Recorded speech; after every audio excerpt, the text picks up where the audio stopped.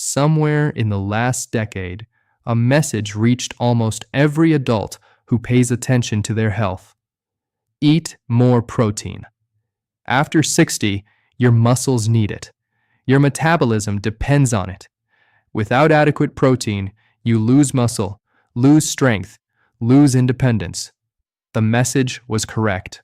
The research supporting adequate protein intake in older adults is genuine, substantial, and important. But somewhere between the research and the recommendation, a second half of the story got lost. The same protein that rebuilds your muscles has to be processed by your kidneys. Every gram of protein you consume produces nitrogen-containing waste that must be filtered from your blood, concentrated in urine, and excreted. The kidney is the organ that makes this happen.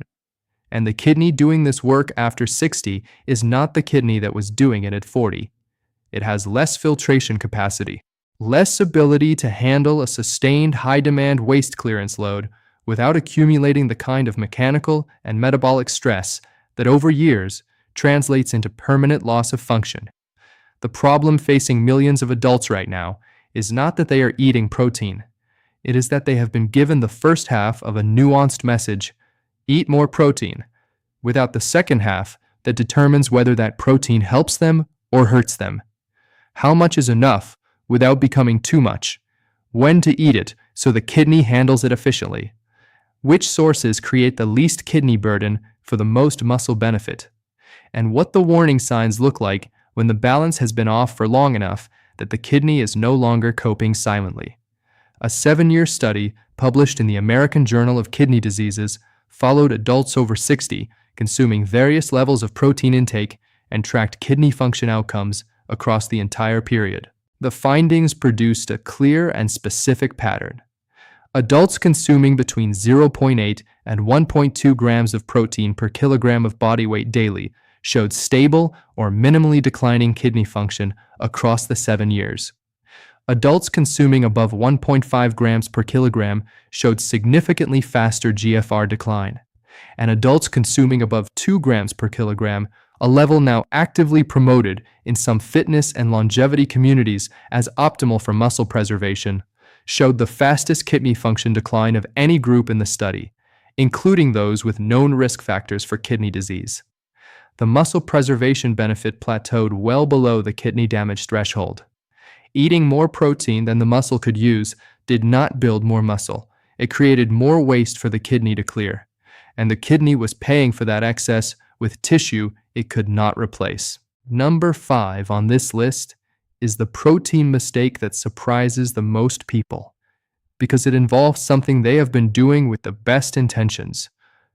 But number 1 is the single most important shift any adult over 60 can make to protect both their muscles and their kidneys simultaneously, and it has nothing to do with eating less protein. Before we begin, tell us in the comments right now, how old are you and where are you watching from?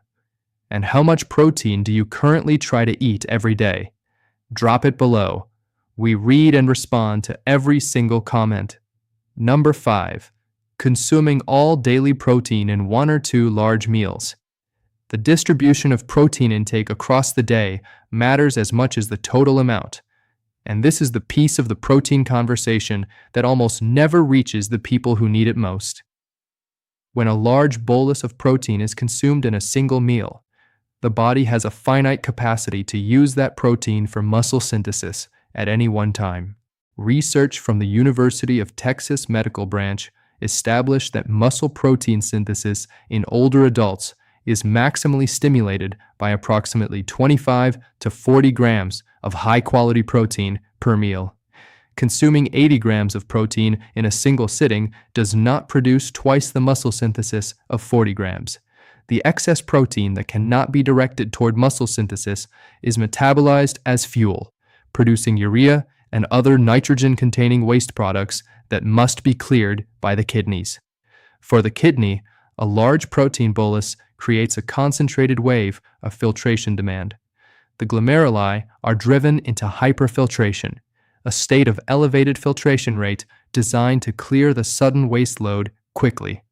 In healthy young kidneys with full reserve, This hyperfiltration response is managed without lasting consequence. In kidneys that have lost 20 to 30% of their functional capacity through normal aging, the same hyperfiltration response drives the remaining filtering units harder than they are designed to sustain repeatedly. A study published in Nephrology Dialysis Transplantation followed adults over 60 who consumed their total daily protein in 1 or 2 large servings versus those who distributed the same total protein evenly across 3 meals. After 5 years, the large bolus group showed significantly faster GFR decline, despite consuming no more total protein than the distributed group. The kidney was not damaged by the total protein load. It was damaged by the concentrated delivery that created repeated acute hyperfiltration events, rather than the sustained moderate filtration demand that evenly distributed protein produces. The practical implication is straightforward. 3 meals, each containing 25 to 35 grams of protein, provide the muscle synthesis stimulus at every meal, while delivering the daily protein load in a pattern the kidney can handle at moderate sustained efficiency rather than in waves of acute demand. Breakfast, lunch, and dinner each earn their protein allocation. The protein shake that delivers 60 grams in a single serving before anything else has been consumed is creating a kidney burden that the muscle synthesis ceiling does not justify. Number 4. Relying on protein powders with inorganic phosphate additives. Protein powders have become a standard supplement for adults who are trying to maintain muscle mass after 60, and for many people, they represent a practical solution to the genuine challenge of consuming adequate protein when appetite has decreased with age, and whole food protein sources require more preparation than a scoop and a blender. The kidney concern with many commercial protein powders is not the protein itself. It is the inorganic phosphate additives that appear in a significant proportion of flavored protein powders as preservatives, flavor enhancers, emulsifiers, and anti-caking agents. These additives appear on ingredient labels under names including disodium phosphate, calcium phosphate, dipotassium phosphate, and sodium phosphate. As described in earlier content on kidney health, inorganic phosphate from food additives is absorbed at 90 to 100% efficiency, compared to the 40 to 60% absorption rate of naturally occurring phosphorus in whole food proteins. A protein powder containing inorganic phosphate additives delivers a phosphate load to the kidney that is roughly twice as large as the same amount of phosphorus from chicken, fish, or legumes. The kidney must excrete this excess phosphate, triggering the FGF23 hormonal cascade that forces elevated phosphate clearance mode, a state that in chronic daily use has been associated with accelerated kidney function decline independent of protein intake itself. A 2021 study from the Journal of the American Society of Nephrology examined kidney function outcomes in adults over 60 who used commercial protein powders daily compared to those who met their protein targets through whole food sources. After 3 years, the protein powder group showed measurably worse kidney function markers and higher FGF23 levels than the whole food group. Despite comparable total protein and total phosphorus intake, the form of the phosphorus, additive versus naturally bound, produced different kidney outcomes despite similar total quantities. Reading ingredient labels before purchasing protein powders and selecting products that contain no phosphate additives, which exist but require deliberate selection over the most heavily marketed options, eliminates the specific kidney burden while preserving the convenience benefit of supplemental protein. Number 3. Eating red meat as the primary daily protein source. Red meat is a complete protein source with an excellent amino acid profile for muscle synthesis, and moderate consumption of unprocessed red meat is not a documented kidney concern for most adults with healthy kidney function. The problem that emerges in the research is specific to high-frequency consumption as the primary protein source, and it operates through mechanisms distinct from the protein load itself. Red meat metabolism produces higher quantities of uric acid than white meat, fish, or plant protein sources. This is because red meat contains higher concentrations of purines, which are metabolized through a pathway that produces uric acid as a byproduct. Uric acid must be filtered and excreted by the kidneys, and at elevated concentrations in tubular fluid, it contributes to tubular inflammation and the same crystal formation process that causes gout in the joints. A prospective study published in the American Journal of Kidney Diseases followed adults over 60 for 11 years and found that those who consumed red meat as their primary daily protein source had a 40% higher risk of kidney function decline compared to those who substituted at least one daily red meat serving with another protein source. The association was independent of total protein intake, meaning the type of protein rather than the amount was the relevant variable. Additionally, red meat cooked at high temperatures through grilling, frying, or broiling produces elevated quantities of advanced glycation end products, the same compounds described in the processed meat section that accumulate in kidney glomerular tissue and contribute to oxidative stress and inflammatory changes in the filtering membranes. The combination of elevated uric acid production and elevated AGE formation makes daily high-temperature red meat cooking a compound kidney burden that moderate consumption at lower temperatures does not produce. Rotating protein sources throughout the week, with red meat appearing 2 to 3 times rather than daily, and incorporating fish, poultry, eggs, legumes, and dairy as alternative protein sources on the remaining days reduces both the uric acid and AGE burden without compromising total protein intake or muscle synthesis outcomes. Before we continue, if this has been useful so far, hit that like button so more people can find this information. Subscribe and turn on notifications. New content every week. Number 2. Ignoring plant protein as a kidney protective alternative. Plant proteins have historically occupied a secondary position in discussions about muscle maintenance after 60, largely because many plant proteins are incomplete, meaning they do not contain all 9 essential amino acids in the proportions required for optimal muscle synthesis. This incomplete profile led to decades of guidance suggesting that plant proteins were insufficient for the muscle preservation needs of older adults, and that animal protein should be prioritized. The research has moved significantly in a different direction, and the kidney implications of this shift are relevant enough to discuss explicitly. A comprehensive analysis published in the American Journal of Clinical Nutrition examined muscle synthesis rates in adults over 60 consuming equivalent amounts of protein from animal versus plant sources, specifically from soy, pea, and rice protein combinations that together provide a complete amino acid profile.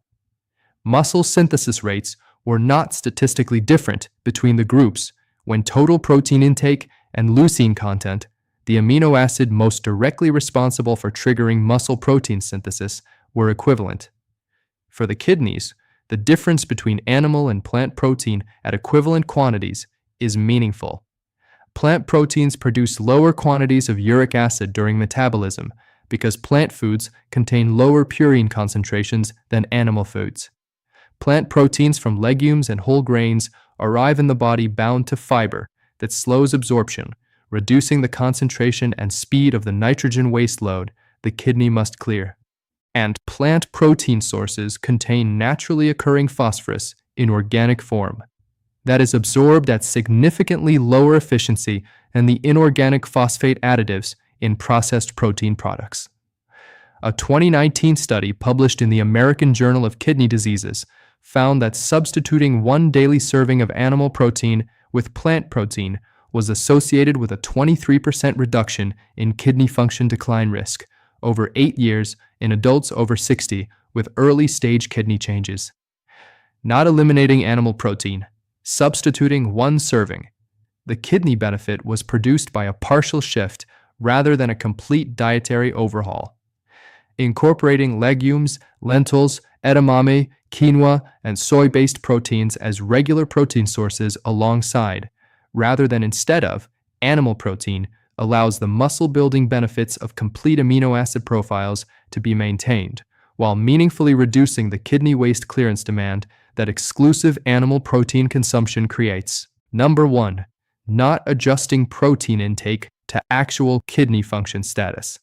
This is the protein mistake that is simultaneously the most important and the most universally unaddressed, and it requires understanding a fundamental limitation of how kidney function is currently communicated to patients. When a standard blood panel returns a GFR of 72, most patients and many physicians interpret that number as meaning the kidneys are working at 72% of optimal. They are not. The GFR reference range was established primarily from younger adult populations with full muscle mass, and the calculation used to estimate GFR from creatinine is systematically less accurate in older adults, whose reduced muscle mass produces less creatinine independent of kidney function. An older adult with a GFR of 72 may have actual filtration capacity meaningfully lower than that number suggests, and the protein intake that is appropriate for genuinely normal kidney function in the 40-year-old may be creating a filtration demand that a 68-year-old kidney with an apparently normal GFR cannot handle efficiently. The research is clear on the appropriate protein target for adults over 60 whose kidney function is fully intact. 0.8 to 1.2 grams of protein per kilogram of body weight per day, distributed across 3 meals, with adequate leucine at each meal to trigger muscle protein synthesis. This range supports muscle preservation without creating the sustained hyperfiltration demand that higher intakes produce. For adults whose GFR has begun to decline, even modestly, below 60, the protein target shifts downward. Multiple nephrology guidelines recommend 0.6 to 0.8 grams per kilogram in this range, a reduction that meaningfully decreases kidney waste clearance demand while remaining sufficient to minimize muscle loss when protein quality is high and distribution across meals is maintained. The problem is that most adults in this GFR range have never had this conversation with their physician. Their GFR appeared on a blood panel. It may have been flagged as slightly low, and nobody translated that number into a specific protein intake adjustment that their daily food choices needed to reflect. A woman came in whose GFR had been sitting between 58 and 62 for 2 years, a range that places her in stage 3 chronic kidney disease by clinical classification. She had been following advice she had read about protein being critical for muscle preservation after 60 and was consistently consuming 1.8 grams per kilogram daily through a combination of protein shakes, Greek yogurt, chicken at 2 meals, and protein bars as snacks. Her protein intake was impeccably managed. Her kidney function was declining at a rate faster than her GFR stage would predict. When her protein was reduced to 0.75 grams per kilogram and redistributed across 3 balanced meals, her rate of GFR decline slowed measurably within 6 months. She had been doing everything she was told to do by content designed for people with healthy kidneys. Nobody had told her that her kidneys had crossed a threshold where the same advice was no longer appropriate for her specific situation. Protein is essential. Getting it right matters enormously for both muscle and kidney health simultaneously. The right amount, distributed correctly, from sources that minimize kidney burden, adjusted to actual kidney function status, rather than to generic advice designed for a population younger and healthier than the one receiving it. These are the 4 variables that determine whether the protein you eat every day is an investment in your future strength or a debt your kidneys are quietly paying on your behalf. Now we want to hear from you. How much protein do you currently eat every day? And did anything in this video make you reconsider how you are getting it? Share in the comments below. We respond to every single one. Subscribe if you haven't already.